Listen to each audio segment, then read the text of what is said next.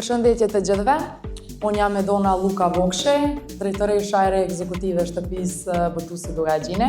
Ju falenderoj gjithëve që keni gjetë kohë dhe jeni pjesëmarrë sot në këtë seminar të organizuar enkas vetëm për ju dhe mirëqenien juaj.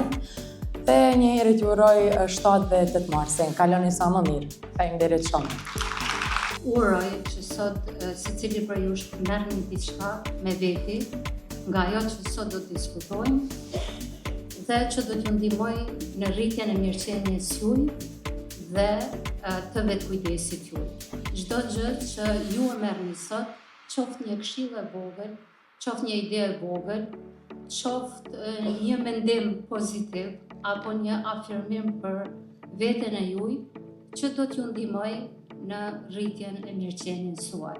Ideja e trajnimit ishte pikërisht ajo e dura që ne na nevojitet në kohën sot në cilën po jetojmë, domethënë duke pas parasysh që jemi me fëmijë të botës teknologjisë. Pikërisht ishte kjo që na ofron neve ta identifikojmë domethënë çështjen e dur që ta kemi me fëmijët, sepse edhe mirëqenia e fëmijës varet pikërisht nga mirëqenia e mësimdhënësve.